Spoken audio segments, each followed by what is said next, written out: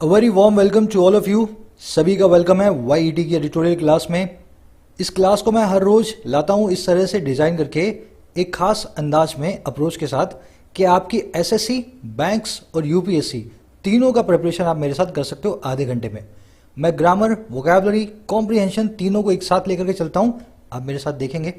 शुरू करें। देखिए आज लेने वाले हैं सुबह का second editorial, pandemic peak. The editorial is based on the forecast of finance ministry that says that the peak of the coronavirus pandemic has been achieved in India and we will see decline in the number of cases in the upcoming months। तो एक मजाक वाली बात है कि finance ministry बता रही है कोरोना का पीक आ चुका है हेल्थ मिनिस्ट्री की जगह। तो बहुत इंटरेस्टिंग लिखा हुआ है। चलिए शुरू करते हैं, आइए कुछ नया सीखते हैं।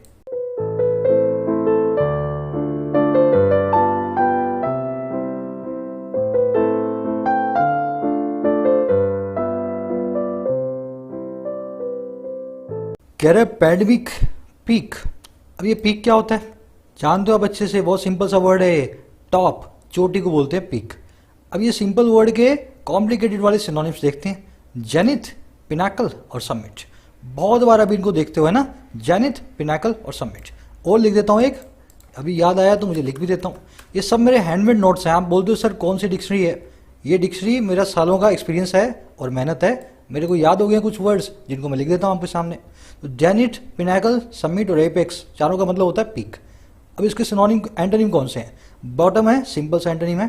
और देखो रॉक बॉटम।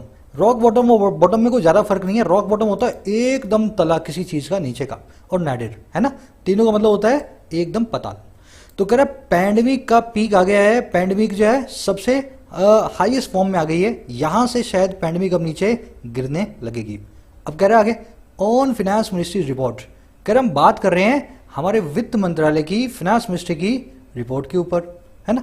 चलो अब देखो ये कहना क्या चाह रहा है ये मालूम चलेगा इसके टाइटल पैराग्राफ से। उससे पहले जो लोग सीधे चैनल पे लैंड हुए हैं जरूर से सब्सक्राइब बटन को प्रेस करना, हर रोज आपको ऐसी वीडियोस का नोटिफिकेशन मिल सके। कह रहे the economy needs to be unlocked with caution without resort to irrational optimism. कह रहे जो अर्थव्यवस्था इकोनॉमी है उसको है जरूरत, नीड्स, उसको है जरूरत। अच्छा किस चीज की? अनलॉक होने की, पैसिव वॉइस में टू बी अनलॉक्ड, उसको खुलने की जरूरत है। और कैसे? विद के साथ ही कॉशन के, कॉशन मतलब सावधानी, है ना। तो इकोनॉमी को, अर्थव्यवस्था को सावधानी के साथ खुलने की जरूरत है। कह रहे और कैसे खुलना है उसको? विदाउट, बिना रिसोर्ट टू लिए, बिना सहारा लिए, बेबाकी का, इरेशनल ऑप्टिमिज्म का। इरेशनल कौन सी चीज होती है? जो एकदम वाहियात हो, एकदम लॉजिक से परे हो, एकदम आपके दिमाग को जो लगे कि बिल्कुल बेवकूफ़ी वाली है। तो कह रहा है बिना बेवकूफ़ी वाले ऑप्टिमिज्म का, बिना बेवकूफ़ी वाले आशावाद का सहारा लिए बिना इकोनॉमी को खुलना चाहिए। तो इकोनॉमी खुलने से ये मत सोच लेना कि वायरस भी चला गया है। वायरस तो वहीं खड़ा है, आपको इतना ऑप्टिमिस्टिक नहीं होना है, मास्क पहने रहना है। समझ गए ना। अब आज उस सेंटेंस पे देखने वाली चीज़ है। सब्जेक्ट है इकोनॉमी, वर्ब है नीड्स। क्यों बता रहा हूं मैं? क्योंकि आपने सर और पांव पकड़ा तब सेंटेंस आपको समझ में आएगा। तो सब्जेक्ट वर्ब ग्रीन और पिंक कलर में आपके सामने मार्क्ड है। पूरे एडिटोरियल का फायदा उठाएं इसका। आप सब्जेक्ट वर्ब पकड़ना सीखेंगे तो आपको खुद मालूम चलेगा आप कितना पीछे थे रेस में और कितना आगे आ गए हैं। अब इसमें ग्रामर कॉन्सेप्ट है बहुत अच्छा सा, है ना। रिसोर्ट टू, पहले मैं रिसोर्ट वर्ड समझा देता हूँ आपको कौन सा है। देखो ये वो वाला रिसोर्ट नहीं है जिस पे आप घूम के आते हो, वो भी रिसोर्ट ही होता है। देखो स्पेलिंग दिखाता हूँ आपको दोनों की। रिसोर्ट, रिसोर्ट का मतलब होता है रिकोर्स लेना, सहारा लेना। और जो दूसरा रिसोर्ट होता है वो नाउन फॉर्म में, उसका मतलब होता है एक होटल जहां पे आप घूम फिर के रहने आते हो, ठीक है ना। वो रिसोर्ट अलग है, ठीक है ना। तो ये रिसोर्ट क्या कर रहा है? स्पेलिंग दोनों की सेम है। इसका मतलब है सहारा। अब इसका आप इसके बाद हमेशा यूज करेंगे पहली चीज तो टू, और दूसरा इसके बाद यूज करेंगे एक नाउन को। मैं आपसे जो ग्रामर कॉन्सेप्ट शेयर करना चाह रहा हूं ना, पहले आप इन दोनों सेंटेंस को पढ़ के इनमें से मुझे गलत वाला सेंटेंस बताओ कौन सा है। सिंपल कॉन्सेप्ट है, कई बार कर चुके हैं शायद। रिसोर्ट टू में टू प्रेपोजिशन है, इसके बाद एक नाउन आएगा। The police ultimately resorted to violence. Sentence का मतलब है पुलिस आखिरकार रिसोर्ट टू हो गई, सहारा लेने पर उतर आई वायलेंस का। तो उसको कुछ और नहीं सूझा तो पुलिस ने मार काट शुरू कर दी, वायलेंस शुरू कर दी। तो रिसोर्ट टू मतलब सहारा लेना। ये सेंटेंस बिल्कुल सही है क्योंकि टू के बाद में वायलेंस नाम का एक नाउन आ रहा है ना। अब दूसरा सेंटेंस देखो, the police ultimately resorted to arrest the protesters. Police आखिरकार उतर आई प्रोटेस्टर्स को जो है ना अरेस्ट करने पे, हिरासत में लेने पे। अब ये सेंटेंस गलत है। अब आप सवाल करोगे सर हिरासत पे लेने पे उतर आई तो गलती क्या है? गलती ये है मेरे भाई, टू के बाद में वर्ब नहीं आ सकती। ये रिसोर्ट टू में टू एक प्रपोजिशन है, इसके बाद में नाउन ही चाहिए। अब वर्ब तो आ गई, वर्ब का करें क्या? इसको नाउन बना दो। कैसे बनाओगे? इसके आगे आईएनजी लगा दो। तो वर्ब के आईएनजी फॉर्म को हम बोलते हैं जीरेंट, जो कि नाउन का बिछड़ा हुआ भाई है ना, जो कि नाउन का हमशक्ल है। तो इसको हम जीरेंट बना देंगे। हम क्या बोलेंगे? The police ultimately resorted to arresting the protesters. समझ गए ना? तो इस टू वाली प्रेपोजिशन को माइंड करें। बहुत सारे ऐसे फ्रेज हैं जिनमें टू एक प्रेपोजिशन का काम करता है, उसके बाद में वर्ब नहीं आती है। मैं कुछ एक फ्रेज लिख देता हूं, बाकी फ्रेज आप याद करें। मैंने 25 ऐसे फ्रेज आपको बताए हुए हैं। Key to, habitual to, accustom to, लिख देता हूं ना 4-5। Accustom to, critical to, critical to, critical to, with a view to, with a view to, looking forward to, है ना, लुकिंग फॉरवर्ड टू। अब ये 25 फ्रेज हैं, 25 हम डिस्कस कर चुके हैं। आप सबके सब 25 को भी दिमाग में घुमाओ अपने नोट्स खोल के। इन पे कभी भी एग्जाम में क्वेश्चन गलत मत करके आना, हर रोज इसीलिए बताता हूँ। चलो आगे बढ़ते हैं। समरी दे दूं मैं आपको? समरी से पहले भाई जो तुम मेरे साथ सीखोगे ना आज, सारी ग्रामर और वोकैबुलरी और कॉम्प्रिहेंशन, उसके ऊपर बेस्ड है तुम्हारा आज का क्विज। अगर बैंक की प्रिपरेशन करते हो तो ये एसबीआई पीओ का मेंस है। अगर एसएससी की प्रिपरेशन करते हो तो एसएससी के सबसे हार्डेस्ट क्वेश्चंस है ना, सबसे हार्ड वाले। आप इन दोनों क्वेश्चंस का स्क्रीनशॉट लेके इनको पहले पढ़ लें, फिर मेरे साथ लास्ट में इस क्विज को लाइव सॉल्व करेंगे। चलिए बढ़े आगे। समरी दे दूं? समरी ये है, इकॉनमी तो खुल रही है और फाइनेंस मिनिस्ट्री ने बोल दिया है कि इकॉनमी को खुलना भी चाहिए क्योंकि केस लोड कम हो रहा है। पिछले कुछ दिनों में, 15 दिनों में केसेस कम आ रहे हैं। अपना एडिटोरियल क्या कह रहा है? कह रहा है फाइनेंस मिनिस्ट्री कैसे बताएगी कि केस लोड कम हो रहा है? हेल्थ मिनिस्ट्री को बताना चाहिए ना, पहली चीज तो। दूसरी चीज, आप इतना ऑप्टिमिस्टिक मत हो जाओ। इकोनॉमी को खोलने की जरूरत है, हम मानते हैं, पर इकोनॉमी को ऑप्टिमिज्म के साथ नहीं खोलना, सजग होकर के खोलना है। आप अगर ऐसा बोलोगे केस कम हो रहे हैं, कोरोना का पीक आ रहा है, तो लोग भी उसी हिसाब से एहतियात बरतना छोड़ देंगे। तीसरी चीज क्या कह रहा है? कह रहा है कभी भी कोरोना की जब पीक आती है ना, तो कोई कंट्री बता नहीं सकती है, वो पीक पता चलती है 1 महीने बाद सारी दुनिया को। तो कह रहा है आप 10 दिन का आंकड़ा देख करके मत बोलो पीक आ गई है। पीक जब रियल में आती है ना, तो वो 1 महीने बाद सबको पता लगती है। तो जल्दबाजी मत मचाओ, पीक हो सकता है शायद ना भी आई हो। अमेरिका एक एग्जाम्पल है, 2 बार पीक आ चुकी है वहां पे, पर फिर तीसरी बार केस आ रहे हैं। तो कह रहे थोड़ा एहतियात बरतना है, हमें इर्रेशनल ऑप्टिमिज्म नहीं दिखा देना है, ऐसे अंधा होकर के जो है ना आशावाद नहीं दिखाना है। खोलना जरूरी है, खोलेंगे। समझ गए ना? अपना एडिटोरियल आज वार्न कर रहा है सभी को चेता रहा है, ऑप्टिमिज्म एक हद तक जरूरी है, ज्यादा मत रखें, है ना। चलिए शुरू करते हैं। आगे बढ़ने से पहले एक और चीज, मेंबर्स के लिए बैंकिंग की एक और वीडियो अपलोड कर दी है ना। इस वीक की बैंकिंग की वीडियो पार्ट नंबर 6 आ गया है। हाईली स्पेशलाइज्ड कंटेंट है। आप इसको तभी ज्वाइन करें इस ज्वाइन बटन से जब आप इस ग्रामर सीरीज को देख चुके हो। तो देखो ये वीडियो थी पार्ट नंबर 6 बैंकिंग वाली में, है ना। तो ये वीडियो आप चला करके देख सकते हैं अगर आप मेंबर है तो। पर अगर आपने कंप्लीट इंग्लिश ग्रामर की प्लेलिस्ट नहीं देखी है तो मैं सजेस्ट करूंगा आप मेंबरशिप बाय ना करें। इसको देखने के बाद जब आप मेंबरशिप लेंगे ना, तो 200% अंडरस्टैंडिंग से आप समझेंगे एग्जाम में कैसे अप्रोच रखनी है, ठीक है ना। बाय करने के लिए ज्वाइन बटन को प्रेस करें, एक वीडियो प्ले होगी, आपको मालूम चल जाएगा मेंबरशिप में क्या मिलता है। शुरू करें अपने एडिटोरियल को आज के। Corrupt finance ministry in a report said that while the pandemic was far from over in India, the country may be past its peak of COVID-19 case load. Corrupt finance ministry जो है ना हमारा वित्त मंत्रालय है, उसने एक report में ऐसा कहा। अच्छा क्या कहा भाई? दैट वो ये की कह रहे जहां इस पैंडमिक की इस महामारी जो थी ये फार फ्रॉम ओवर है इंडिया में, ये बहुत दूर है पूरी होने से इंडिया में। फार फ्रॉम ओवर मतलब अभी इसका ओवर होना बहुत दूर है इंडिया के अंदर। कह रहे जहां ऐसा है, कह रहे फिर भी जो कंट्री है ना, जो हमारा देश है, वो मे भी हो सकता है पास्ट मतलब पार, हो सकता है हमारी कंट्री पार हो गई है इसकी पीक से। और पीक किसकी? कोविड-19 के केस लोड की, कोविड-19 के नंबर ऑफ केसेस की। तो जैसे ही कोई कंट्री पीक को पार करती है, उसका मतलब होता है अब केस कम आने शुरू होंगे, कोविड धीरे धीरे कम फैलेगा। तो फाइनेंस मिनिस्ट्री ने यही बोला अपनी रिपोर्ट में कि अभी कोरोना तो जाने वाला नहीं है इंडिया से, लेकिन हो सकता है इंडिया की पीक आ गई है, अब आगे केस कम मिलेंगे। सिंपल सेंटेंस का सब्जेक्ट वर्ब पकड़ते जाओ, सब चीजें सिंपल है। ये तो सिंपल था ही, है ना। सब्जेक्ट था मिनिस्ट्री, वर्ब थी सेट। दूसरा सब्जेक्ट था पैंडेमिक, वर्ब थी वॉज। तीसरा सब्जेक्ट था कंट्री, वर्ब थी मे बी। मॉडल वर्ब के बाद हमेशा वर्ब की फर्स्ट फॉर्म चाहिए। अगर वर्ब की फर्स्ट फॉर्म ना आई हो तो बी नाम की स्टेपनी को चिपका दें। मे के बाद में कोई वर्ब की फर्स्ट फॉर्म नहीं आ रही थी तो हमने क्या किया, बीच में बी नाम की स्टेपनी को लगाया। बढ़े आगे, कह रहा it premised this on a declining case loads from September 17 to 30 when the daily positive cases dipped from 90,000 to 83,000 a day। कह रहा इसने प्रीमाइज किया, इसने आधारित किया। इस वर्ड को मैं समझाऊंगा अच्छे से, अभी देखना।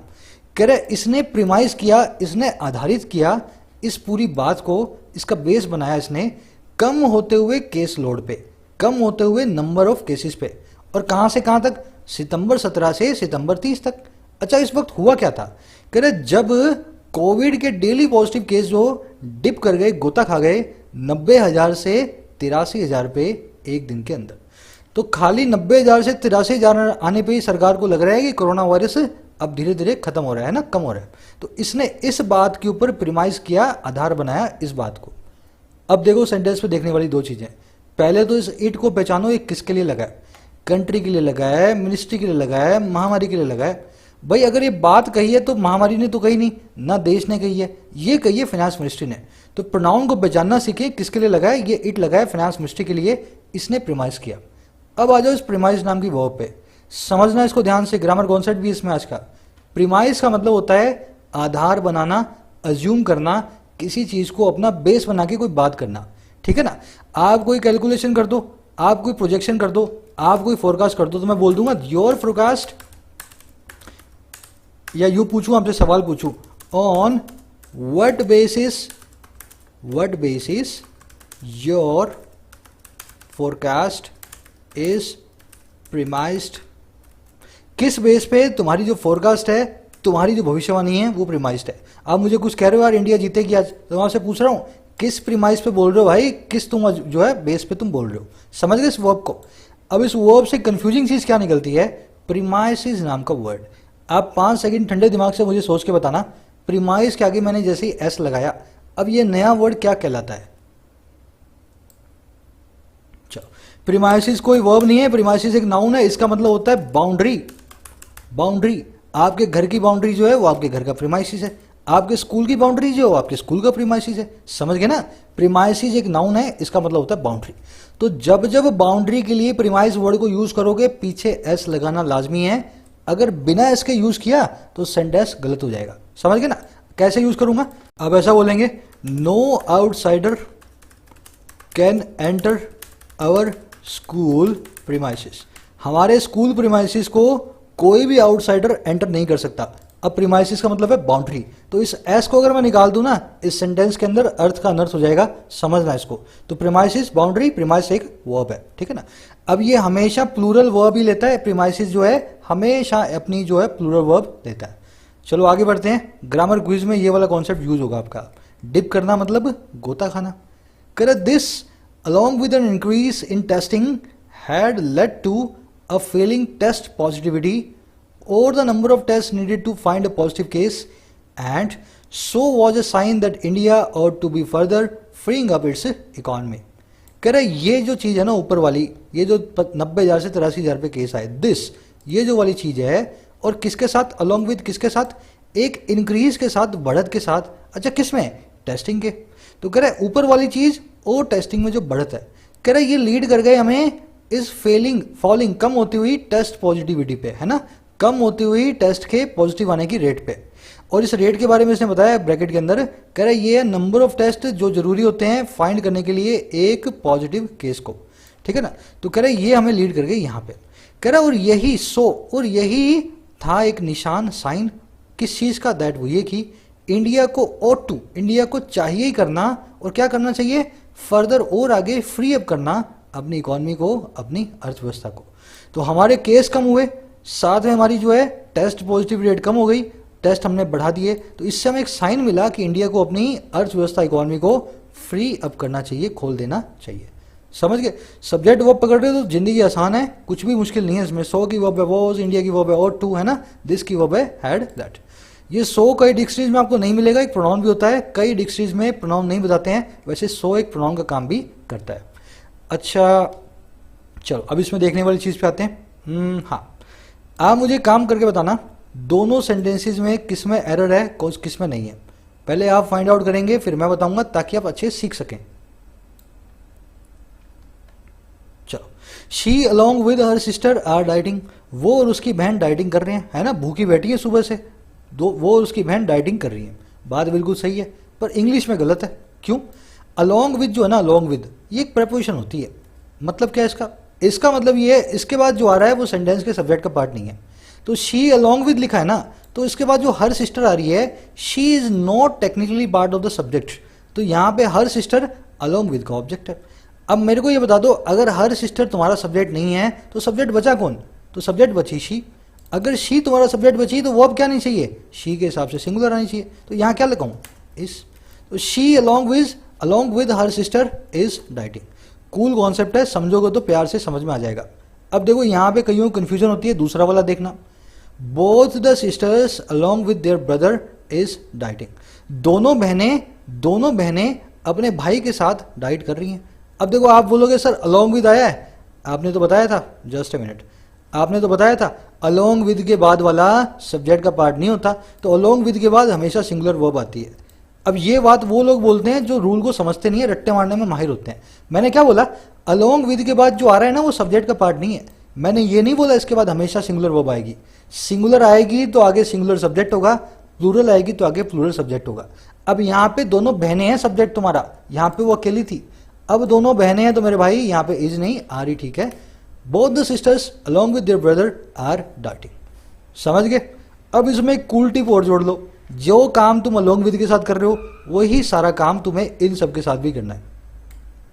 अदर सच प्रिपोजिशंस कौन सी है? ये सारी की सारी, in addition to, including, as well as, together with, besides, accompanied by, सब की सब का यही झमेला है। इनके बाद में आप जो ले रहे हो उसको सब्जेक्ट का पार्ट नहीं मानोगे। समझ गए? चलो आगे बढ़ते हैं। ये भी ग्रामर वाला आज जो है ना अपना क्वेश्चन उसमें यूज होगा। कह the pandemic being pass its peak in India is irrational optimism. कह रहे जो पैंडेमिक है ना, इसका पास होना, पार होना, इसका पार चले जाना अपनी पीक के भारत में, इंडिया में, कह रहे ये बिल्कुल इरेशनल ऑप्टिमिज्म है, ये बिल्कुल लॉजिकलेस आशावाद है, ऑप्टिमिज्म है ना। अभी तक इसकी पीक आना बाकी है। कह रहे last week the chief of Indian Council of Medical Research ICMR, while announcing the results of second All India Serology Survey, said only 7% of Indians had been exposed to the virus. पिछले week जो chief था ICMR का, हमारी chief medical research agency का, कह रहा उसने announce करते हुए, while announcing, ऐलान करते हुए रिजल्ट्स का सेकंड ऑल इंडिया सेरोलॉजी सर्वे का। अब ये सर्वे क्या होता है मैं घुस के बता दूंगा, अभी रुक जाओ, है ना। तो इसने अनाउंस करा था जब रिजल्ट्स को सेरोलॉजी सर्वे के ऑल इंडिया। कह रहा इस बंदे ने, चीफ ने ऐसा कहा, इसने ऐसा सेड किया। अच्छा क्या किया? कि महज 7% भारतीय अभी तक एक्सपोज हुए हैं, किसके सामने? इस वायरस के सामने। तो मतलब 15 में से एक आदमी के पास ही अभी तक वायरस है। अगर 15 लोगों के जो अगर टेस्ट करोगे तो सिर्फ एक आदमी को ही अभी तक कोविड हुआ है। सेंटेंस में देखने वाली चीजें, सेरोलॉजी, बहुत बार ये वर्ड आप सुनते होगे ना। सेरम इंस्टीट्यूट भी है अपना पुणे के अंदर शायद। सेरोलॉजी होता क्या? देखो सेरम होता है ब्लड का एक पार्ट होता है सेरम, है ना। प्लाज्मा होती है, प्लेटलेट्स होती हैं, वैसे हीमोग्लोबिन होता है, वैसे उसमें सेरम होता है। तो सेरम की अगर लॉजी कर दें, सेरम का अगर साइंस बना दें तो उसको बोलते हैं सेरोलॉजी। तो सेरोलॉजी सर्वे में ब्लड में से सेरम निकाल के उसका टेस्ट किया जाता है और पता लगाया जाता है आपको वायरस था या नहीं। तो सेरोलॉजी समझ गए ना कैसे बना? लॉजी मतलब साइंस या स्टडी, सेरम मतलब ब्लड। अच्छा अनाउंसिंग क्या है? देखो चीफ ने जब ऐसा कहा पास जो है इंडेफिनिट टेंस में, उसी वक्त वो अनाउंस भी कर रहा था। जब दो काम एक साथ होते हैं तो एक काम को वर्ब के एनजी फॉर्म से दिखाते हैं, प्रेजेंट पार्टिसिपल साइमल्टेनियस एक्शन, दूसरे काम को मेन वर्ब से दिखाते हैं। ये जानते हैं आप, है ना। सिंपल सी स्ट्रक्चर है, बार बार मैं आपको बताता हूं। चलिए कह रहा है the health minister to referencing the same survey said that India was far from any sort of herd immunity. कह रहा है यही हेल्थ मिनिस्टर साहब जो हैं, इन्होंने भी रेफरेंस करते हुए इसी सर्वे की तरफ इशारा करते हुए कह डाला, सेड वो ये कि इंडिया जो था ना वो बहुत दूर था, फार फ्रॉम था किसी भी भांति की, किसी भी सॉर्ट की, प्रकार की हर्ड इम्यूनिटी से। अब ये हर्ड इम्यूनिटी क्या होती है? ऐसा एक वक्त आएगा जब वायरस से हमें फर्क पड़ना बंद हो जाएगा, क्योंकि 100 में से 95 को कोरोना होकर ठीक हो चुका होगा। और जिनको ठीक नहीं होगा उनको भगवान उठा लेगा, है ना। भगवान ना करे ऐसा वक्त आए। तो एक ऐसा वक्त आएगा जब हम पे कोरोना असर करना बंद कर देगा, उसको कहते हैं हर्ड इम्यूनिटी। तो हमारे हेल्थ मिनिस्टर ने बोला इसी सर्वे को कोट करते हुए, रेफरेंस करते हुए, कि अभी भी इंडिया बहुत दूर है इस हर्ड इम्यूनिटी से। अब देखो एक सवाल आएगा आपके मन में, यहाँ पे सेड के बाद दैट है नहीं है, और यहाँ पे सेड के बाद दैट है। तो ध्यान रखना, दैट एज ए कंजंक्शन आपकी इच्छा है, लगाना चाहो चाहे ना लगाओ। उसने मुझे कहा कि मैं शाम में आऊँगा, उसने मुझे कहा मैं शाम में आऊँगा। अब ये बीच में की आप हिंदी में भी खा जाते हो, यही की हम इंग्लिश में भी खा जाते हैं। तो दैट एज ए कंजंक्शन को ओमिट किया जा सकता है। करे the decline from 90,000 cases a day to around 75,000 for a fortnight is suddenly welcome but can be deceptive. कह रहे जो गिरावट है ना, 90,000 केस एक दिन से अराउंड 75,000 केस एक फोर्टनाइट में, 15 दिनों में, एक पखवाड़े में। कह रहे जो डिक्लाइन है ना 15 दिन में, कह रहे वास्तव में सडनली वेलकम है। कह रहे लेकिन ये डिक्लाइन बट हालांकि हो सकता है कैन बी बड़ा ही धोखेबाज। आपको लग रहा है 15 दिन में डिक्लाइन आ गया, बड़ी अच्छी बात है। कह रहे बात तो बहुत अच्छी है, वेलकम है, इसका स्वागत है, लेकिन ये धोखेबाज भी हो सकता है, इस पे पूरा एतबार मत करना। डिसेप्टिव वर्ड आप जानते हैं, धोखेबाज, डिसीटफुल, डिसऑनेस्ट, मिसलीडिंग होता है डिसेप्टिव। कैन के बाद में बी फिर से घुसाई मेरे भाई, क्योंकि मॉडल वर्ब है, मॉडल वर्ब को उसके बाद वर्ब की फर्स्ट फॉर्म चाहिए थी। डिसेप्टिव नाम का एडजेक्टिव पड़ा था, इसके पास कोई चारा नहीं था सिवा बीच में बी को लेने के। कह रहा in the United States daily cases steadily plummeted from 70,000 in July to 24,000 in September to ascend again to 50,000 this week। कह रहे अमेरिका में, यूनाइटेड स्टेट्स में हर रोज के जो केस थे वो लगातार प्लमेट हुए, लगातार गिरते गए तेजी गिरावट के साथ। और कैसे गिरे? 70,000 जुलाई से 24,000 सितंबर तक। तो जुलाई में रोज 70,000 थे, सितंबर में रोज 24,000 केस आ रहे थे। तो ऐसे लगातार गिरते रहे। और क्यों गिरे? असेंड करने के लिए, फिर से उठ खड़े होने के लिए एक बार फिर से कहाँ पे 50,000 तक इस वीक। तो अमेरिका में भी यही काम हो चुका है, वहां भी केस गिरे थे, पर 2 महीने बाद केस अमेरिका में फिर से शुरू हो गए हैं चलना। समझ गए सेंटेंस को? देखने वाली चीज, डेली केस की वर्ब है प्लमेट। अब ये क्या बोला है प्लमेट? प्लमेट का मतलब है तेजी से गिरना, गिरना नहीं, तेजी से गिरना, लुढ़क जाना। इसको टंबल भी बोलते हैं, इसको कोलैप्स भी बोलते हैं। टंबल बोल देना या कोलैप्स बोल देना, कोलैप्स। अब जो डिक्शनरी पूछते हैं ये वाली डिक्शनरी है, जैसे ही मेरे को याद आता है मैं डाल देता हूं, है ना। ये डिक्शनरी है मेरे पास। अब इसके एंटोनिम भी है टंबल के, है ना। सिंपल एंटोनिम तो क्या है? आप बोल दोगे सर नीचे गिरना तो ऊपर जाना, तो इंक्रीज होना, है ना, राइज होना। इंक्रीज राइज तो सिंपल हो गए। अब इसके अच्छे वाले से समझो, शूट अप होना। शूट अप मतलब तेजी से ऊपर जाना। सर्ज का मतलब है एक लहर जैसे ऊपर उठती है ना सेकंडों में, वैसे कोई चीज ऊपर जाए, अगर बढ़ जाए तो सर्ज होती है। तो एंटोनिम है surge, shoot up, rise and increase. चलिए आगे बढ़ते हैं। कर India's test positivity is declining but not substantially. कह रहे इंडिया की जो टेस्ट पॉजिटिविटी है, 100 में से कितने लोग पॉजिटिव आ रहे हैं टेस्ट में, वो डिक्लाइन हो रही है, लेकिन सब्सटेंशियली नहीं हो रही है ना, बहुत ज्यादा बड़े स्केल पे नहीं हो रही है। अब ये बताएगा कैसे हो रही है। कह रहे on September 23 it was 8.52% and as of October 4 had fallen to 8.29%। तो सितंबर 23 पे इतनी, अक्टूबर 4 पे गिर के हैड फॉलन टू इतनी। कह रहा अब ये है क्या? ये 52 से 29 का सफर क्या है? कह रहा an improvement but not close to the World Health Organization suggested safety barrier of less than 5%। कह रहा ये एक इम्प्रूवमेंट है, सुधार है, लेकिन बिल्कुल भी क्लोज नहीं है, नजदीक नहीं है WHO के उस सजेस्टेड सेफ्टी बैरियर से जो है 5% से कम का। तो 5% कहता है WHO, जिस पे हमें किसी को भी विश्वास नहीं होना चाहिए आज की डेट में, है ना। बड़ी खराब संस्था है इस WHO। तो कह रहे ये 5% से कम कहता है, उसके नजदीक जो है बिल्कुल भी नहीं है। WHO अगर आप क्लोजली देखोगे, वर्ल्ड न्यूज़ फॉलो करोगे, तो बहुत ही ज़्यादा इन्फ्लुएंस में है चाइना जैसी कंट्रीज़ के, जो कि फंडिंग करती हैं इसको। तो गलत चीज़ है, वर्ल्ड हेल्थ ऑर्गेनाइजेशन है, पूरी दुनिया को इसको सॉल्व करना चाहिए पर कर नहीं रही है। कह रहे what further complicates projections based on ephemeral undulations in cases is that it does not take into account the dynamic nature of the virus itself. ये आपके पूरे एडिटोरियल का सबसे कॉम्प्लिकेटेड सेंटेंस है, ध्यान से पढ़ना इसको। कौन सी चीज वट फर्दर और आगे कॉम्प्लिकेट करती है, जटिल बनाती है प्रोजेक्शंस को, अनुमानों को। कौन सी चीज और आगे अनुमानों को जटिल बनाती है, और कौन से अनुमान जो बेस्ड ऑन है, आधारित हैं एफेमरल एंडुलेशंस पे। एंडुलेशंस मतलब उतार चढ़ाव, एफेमरल मतलब क्षणिक, थोड़े से पलों के, एक पल का, दो पल का। तो कह रहा कौन सी चीज प्रोजेक्शंस को बहुत कॉम्प्लिकेटेड बनाती है, और वो प्रोजेक्शन जो 1, 2, 10, 5 दिन के उतार चढ़ावों पे बेस्ड है, और कौन से उतार चढ़ाव है केसेस के, नंबर ऑफ केसेस के अंदर। कह रहा वो चीज है इज, वो चीज है इज, और वो क्या है दैट, वो ये कि it does not take into account, ये चीज अकाउंट में नहीं लेती है, ये चीज कंसीडर नहीं करती है डायनेमिक नेचर को, बदलते हुए स्वभाव को इस वायरस के खुद के। मतलब आपने 10-15 दिन के केस देख लिए, उतार चढ़ाव देख लिए, और आपने बोल दिया भाई कोरोना की पीक आ गई है, आप अभी भी नौसिखिया हो, आप इस वायरस को समझ नहीं रहे हो, बड़ा ही घाघ वायरस है, इसका नेचर बहुत डायनेमिक है, ये बदलता है, बार बार अपनी फॉर्म को चेंज करता है। समझ गए सेंटेंस को? अब आपके पास बहुत सारे सवाल होंगे, सर ये सब्जेक्ट 5 कैसे बन गए, ये क्या कंपाउंड सेंटेंस है क्या? ये तुम्हारा एक है close, what further complicates projections, जिसमें व्हाट है तुम्हारा प्रोनाउन, सब्जेक्ट बन के, कॉम्प्लिकेटेड है तुम्हारी वर्ब, प्रोजेक्शन है इस वर्ब का ऑब्जेक्ट, फर्दर एक एडवर्ब।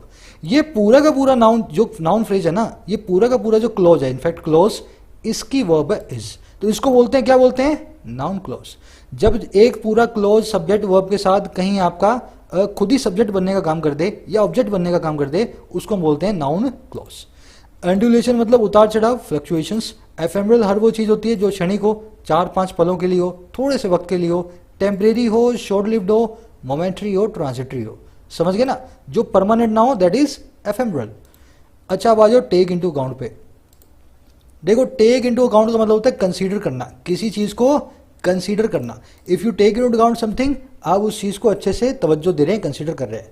मेरा सवाल आपसे ये नहीं है, मेरा सवाल आपसे ये है, बाय ऑल अकाउंट्स क्या होता है, ऑन अकाउंट ऑफ समथिंग और समवन क्या होता है, एंड अकाउंट फॉर क्या होता है। सब लोगों से मैं पूछूंगा, जिन्होंने खबरी मुझे फॉलो करते हैं उनको तो आना भी चाहिए, और जो फॉलो नहीं करते हैं आना तो उनको भी चाहिए। सब कोशिश करेंगे, फिर मैं आपको बताता हूं। हमेशा टॉपर्स की टेक्निक फॉलो करो। अगर अकाउंट वर्ड को पकड़ रहे हो ना, तो अकाउंट वर्ड को शुरू से लास्ट तक पकड़ो, उससे बनने वाले सारे फ्रेज पकड़ो। तो अकाउंट वर्ड से मैंने सारे फ्रेज आपको खबरी पे करवाए थे।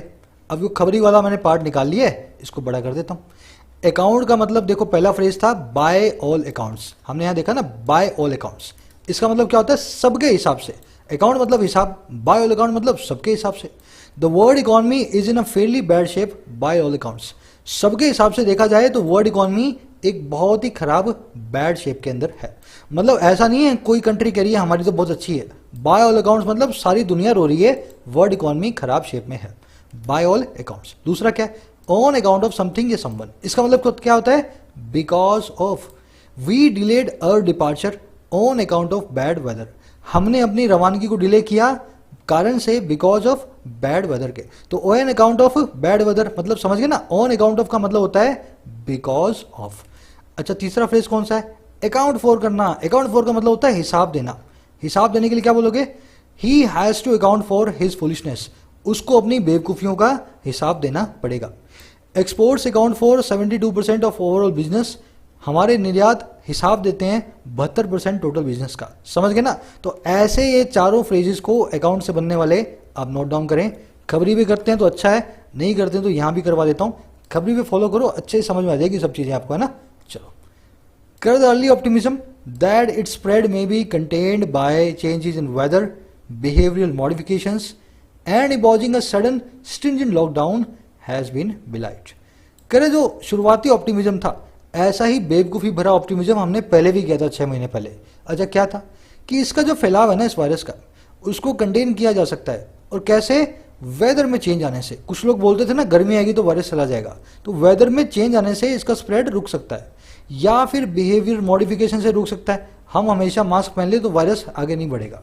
और या फिर इम्पोज करने से रुक सकता है एक अचानक से और कठोर स्ट्रिंजेंट लॉकडाउन को।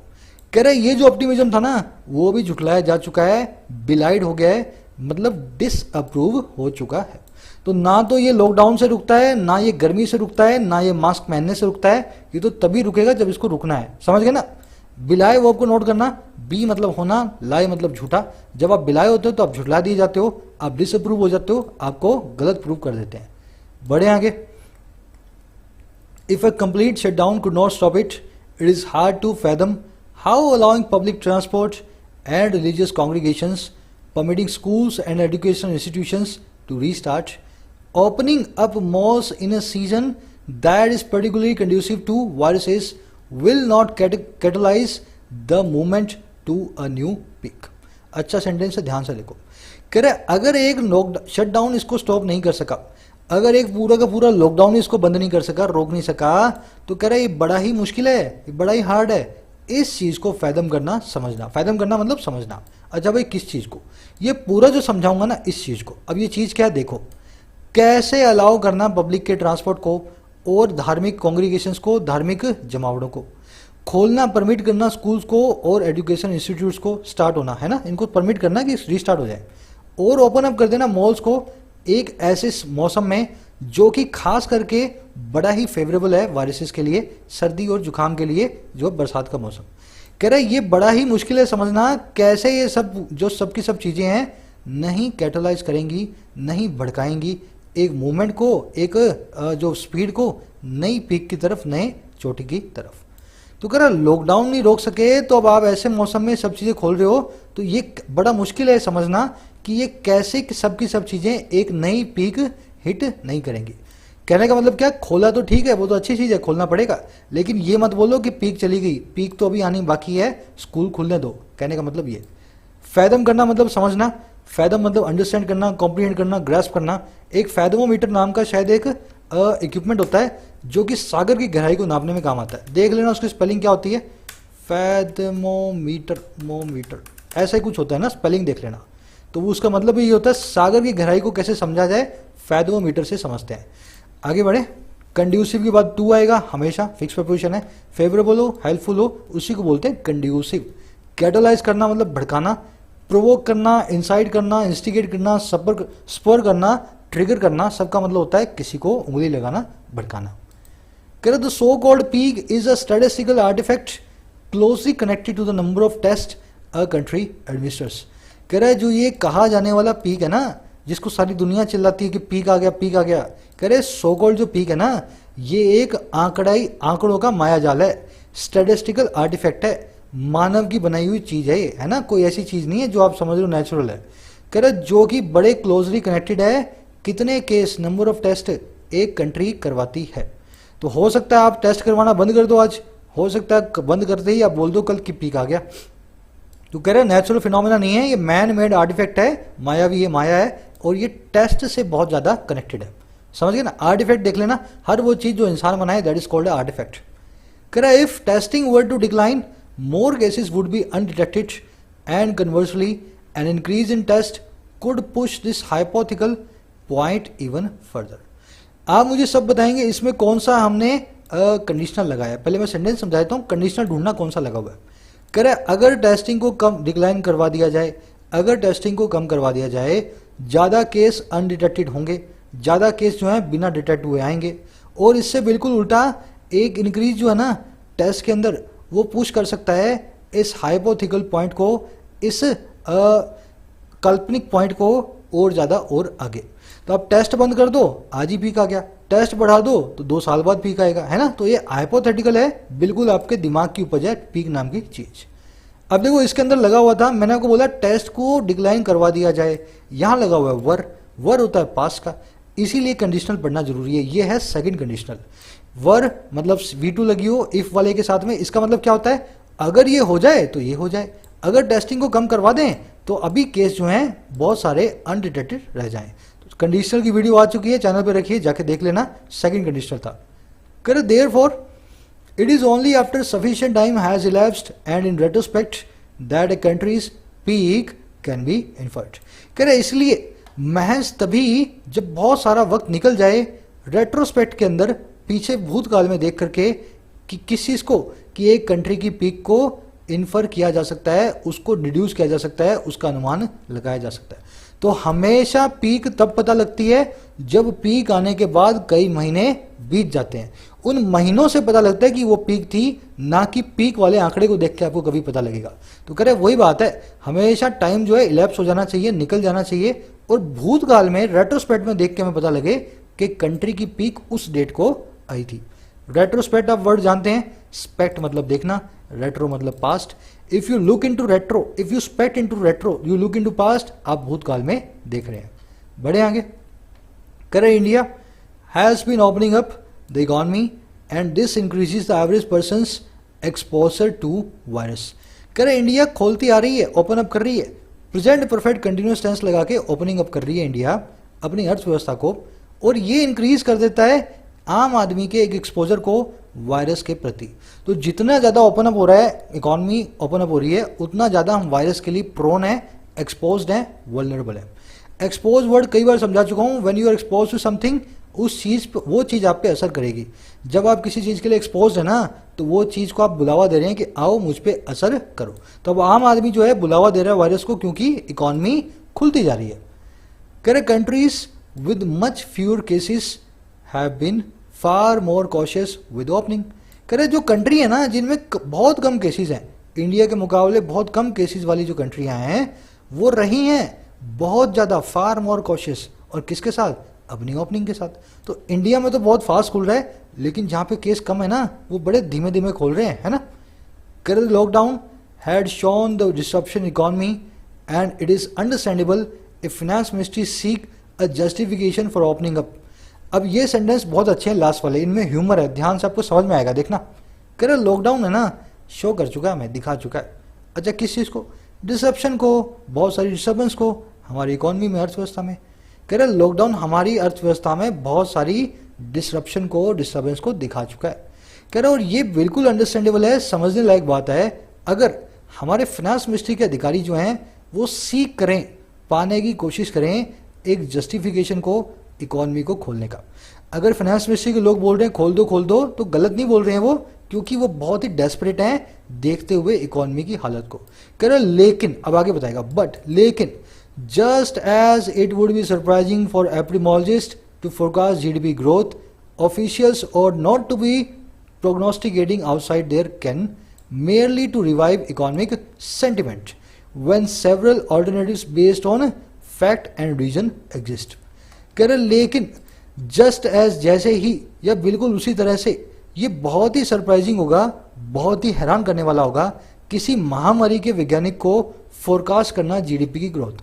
आज कोई एपिडेमियोलॉजिस्ट आ जाए जो कैंसर पे रिसर्च करता हो, किसी महामारी पे रिसर्च करता हो, और बोले भाई जीडीपी 23.9 से 25.4 पे जाएगी, है ना। तो कह रहे जितना यही सरप्राइजिंग होगा ना ये बात होना, उतना ही ये सरप्राइजिंग होगा कि ऑफिशियल जो हैं उनको नहीं अंदाज लगाना चाहिए उन अपने कैन के बाहर, अपने एक्सपर्टीज के बाहर, खाली खाली रिवाइव करने के लिए इकोनॉमिक सेंटिमेंट को। कह रहे अगर डॉक्टरों को तुम इकोनॉमी फोरकास्ट नहीं करने देते हो, तो इकोनॉमिस्ट को जो महामारी है ना उसको भी फोरकास्ट नहीं करना चाहिए, अपनी एक्सपर्टीज से बाहर आकर के उनको इस चीज़ का अंदाजा नहीं लगाना चाहिए। और कब? जब बहुत सारे ऑल्टरनेटिव्स, बहुत सारे विकल्प बेस्ड ऑन, जो कि आधारित हैं फैक्ट और रीजन पे, एकदम लॉजिक के ऊपर एग्जिस्ट करते हैं। तो इकोनॉमी सेंटीमेंट को बढ़ाने के और भी तरीके हैं, खाली खाली यूं मत बोलो कि पीक आ गई है, पीक आ गई है। आप फाइनेंस मिनिस्ट्री वाले हो, फाइनेंस देखो, इकोनॉमी को खोलना कैसे खोलना ये देखो, ना कि ये देखो कि कब पीक आएगी। समझ गए सेंटेंस को? अच्छा सेंटेंस है, मैं तो उसको लॉजिकल मानता हूं, है ना, जिसका काम उसी को साझे। अब एपिडेमियोलॉजिस्ट देख लेना, एपिडेमिक की लॉजी जो करे, जो एपिडेमिक की स्टडी करे वो होता है एपिडेमियोलॉजिस्ट, महामारी का वैज्ञानिक, है ना। ऑट नॉट टू बी प्रोग्नोस्टिकेटिंग, ये वर्ड कल ही आया था, प्रोग्नोस्टिकेट। मॉडल वर्ब के बाद हमेशा वर्ब की एनजी फॉर्म आती है, तो बीच में बी घुसता है, तो बी तो मैं आपको बता देता हूँ क्यों आया, और नॉट टू के बाद में बी क्यों आया। प्रोग्नोस्टिकेट वर्ड आया था डायग्नोसिस से, डायग्नोसिस मतलब जांच करना, पर अगर आप प्री डायग्नोस कर लें, पहले से ही जांच करवा लें बीमारी होने से, तो उसको कहते हैं प्रोग्नोसिस। इस प्रोग्नोसिस से ही हमने प्रोग्नोस्टिकेट नाम की वर्ब बना दी, प्रोग्नोस्टिकेट, है ना, ऐसे ही वर्ड बनी है। चलिए बढ़ते हैं अपने क्विज की तरफ। अब फटाफट से एक शेयर देना वीडियो को, शुरू में नहीं बोलता हूं पर आप तो याद रखा करो ना, सर तो भूल जाते हैं। आ जाओ, अच्छा क्विज है, शायद 5 मिनट में हमने सॉल्व कर लेंगे इसको, है ना। मैं होप करता हूं आप सब लोग पढ़ चुके हैं। मैं स्क्रीन को थोड़ा सा बड़ा कर रहा हूं, इसके फॉन्ट को, जिसने नहीं पढ़ा है वो भी पढ़ लेना। अगर आपने ध्यान से पढ़ा है ना तो आप खुद सॉल्व कर सकते हो इसको। देखो कैसे, देखो हमें बताना कौन सी स्टेटमेंट ट्रू है। पहली स्टेटमेंट क्या है? That the sudden stringent lockdowns and changes in weather can restrain the spread of the virus has proved to be true। ये बात की फटाफट से आने वाला लॉकडाउन और वेदर में चेंज कम कर सकता है इस वायरस को, ये सच प्रूव हो गई है। अरे उल्टी बात बोल रहे हैं। लॉकडाउन और वायरस को, लॉकडाउन और गर्मी है जो वेदर है, वेदर में जो बदलाव है, कभी भी वायरस को नहीं रोक सकते। तो ये बात बिलाई हो चुकी है, ना कि सच प्रूव हुई है। समझ गए ना? तो ये ट्रू जो है ना, ट्रू, यहाँ फॉल्स होता तो ठीक होता है सेंटेंस, अगर ट्रू आया ना उसकी वजह से first is not your answer. पढ़ा था ना मेरे साथ। Epidemiologist should meddle into economic affairs to correctly help the government assess the GDP forecast. Epidemiologist को मेडल इंटू करना चाहिए, नाक घुसानी चाहिए। मेडल इंटू मतलब क्या होता है? नाक घुसाना। एपिडेमोलॉजिस्ट को नाक घुसानी चाहिए आर्थिक मामलों में, ताकि करेक्टली हेल्प कर पाए गवर्नमेंट को असेस करने में जीडीपी के अनुमान को। अरे उल्टी बात है। एपिडेमोलॉजिस्ट को देखना चाहिए महामारी को, और जो फाइनेंशियल वालों को देखना चाहिए इकोनॉमी को। उल्टी बात कर दी, ये भी गलत है। Allow public transport, opening up schools, malls and religious places have a strong possibility to accelerate the infection. बिल्कुल ठीक बात है। जब लॉकडाउन रोक नहीं सका तो कहने का मतलब क्या है? सब चीजों को खोल दोगे तो वायरस जरूर ही बढ़ेगा। ये हमने देखा भी था। It is hard to fathom, है ना वो वाला सेंटेंस। तो ये बड़ा मुश्किल नहीं है समझना कि ये सब चीजें वायरस को बढ़ने में हेल्प करती हैं। This is your correct sentence. चौथा देखो, इंडियाज होना चाहिए ना, India's declining test positive rate has safely dipped below the safety barriers of less than 5% suggested by WHO। तो हमारी टेस्ट पॉजिटिव रेट तो 8.29% है, जो कि WHO की रेट से बहुत फार है। तो हमने तो उल्टा लिख दिया कि हम तो उसके पार चले गए हैं, उससे नीचे आ गए हैं। गलत बात है ना, डिप बिलो नहीं किए हैं भाई, अभी भी ऊपर ही तैर रहे हैं। ये सेंटेंस भी गलत है। तो 4 में से सी इज योर आंसर। मैं रोज सी सही डालता हूँ ना, कुछ लोगों को तो गैस भी कर लेते होंगे सर सी वाला सही है। कल मैं ए सही डालूंगा, देखना। Correct, choose the grammatically correct sentence. अब ग्रामेटिकली सही सेंटेंस आपको बताना है। मैंने कॉन्सेप्ट क्या यूज किए हैं? पहला यूज किया रिसोर्ट टू। जहां जहां रिसोर्ट टू आया है उसको मैं मार्क कर रहा हूं। रिसोर्ट टू, इसको भी मार्क कर रहा हूं। रिसोर्ट टू, इसको भी मार्क कर रहा हूं। ठीक है ना? रिसोर्ट टू के बाद में क्या आना चाहिए? या तो नाउन आना चाहिए या वर्ब की आईएनजी फॉर्म आना चाहिए। ये बैनिंग आ रहा है तो ये सेंटेंस बिल्कुल सही है। बैनिंग आ रहा है ना तो सेंटेंस बिल्कुल सही है। चारों सेंटेंस का एक ही मीनिंग है ना? तो बैनिंग आ रहा है तो सेंटेंस बिल्कुल ठीक है। A ban. अब मुझे बताओ, चलो इस अ बैन को छोड़ो, ये बैन आ रहा है ठीक है क्या? Resort to ban. अगर ये बैन बिना अ के आ रहा है, बिना आर्टिकल के आ रहा है, तो बैन एक वर्ब है। अगर ये वर्ब है तो ये गलत है, इसको मैं अपना आंसर नहीं मानूंगा। ठीक है ना? यहां भी बैन आ रहा है, इसको भी मैं अपना आंसर नहीं मानूंगा। क्योंकि अगर ये नाउन होता तो देखो यहां पे नाउन है अ बैन, और ये ठीक है ना? अगर बैन को नाउन की तरह यूज करना है तो अ बैन लिखोगे तो वो ठीक है। बैनिंग लिख रहे हो जिरेंट की तरह तो ये भी ठीक है। तो ए और बी में से एक आपका आंसर है ना? अब देख लेते हैं अपने ए और बी में से कौन सा आंसर सही है। आगे देखो, smoking in its premises. Company ने सहारा लिया बैन करने का स्मोकिंग को अपने प्रीमाइस में। अरे प्रीमाइस में नहीं, प्रीमाइसिस में। प्रीमाइस के आगे एस लगाना पड़ेगा तभी वो बाउंड्री बनेगी। ये प्रीमाइस गलत है, और यहां पे देखो ये प्रीमाइसिस बिल्कुल ठीक है। समझ गए? तो बी इज योर सेकंड, जो है ना सेकंड वाला आपका करेक्ट आंसर है। अब मैं बता देता हूं उसका मतलब क्या है। कारण से ऑन अकाउंट ऑफ, हाल की इन रिपोर्ट्स के, जो कि ये हैं कि स्मोकिंग फैला सकती है इस वायरस को, इस कारण से कंपनी ने सहारा लिया बैन करने का स्मोकिंग को अपनी बाउंड्री में, अपनी प्रीमाइसिस में। चारों का मतलब एक ही है, बस इसमें सारे ग्रामर रूल सेट बैठ रहे हैं। रिसोर्ट टू के बाद एक नाउन आ रहा है जो आना चाहिए। स्मोकिंग जो है प्रीमाइसिस में बैन किया तो एस भी आ रहा है पीछे, जो कि आना चाहिए। I hope you like this video. Efforts बहुत लगते हैं इसमें, पर मुझे मजा आता है पढ़ाने में आपको, है ना? मुझे तो खुद को अपडेट करने में मजा आता है, तो आपको पढ़ाने में साथ में मैं अपडेट भी हो जाता हूँ बहुत चीज़ों में।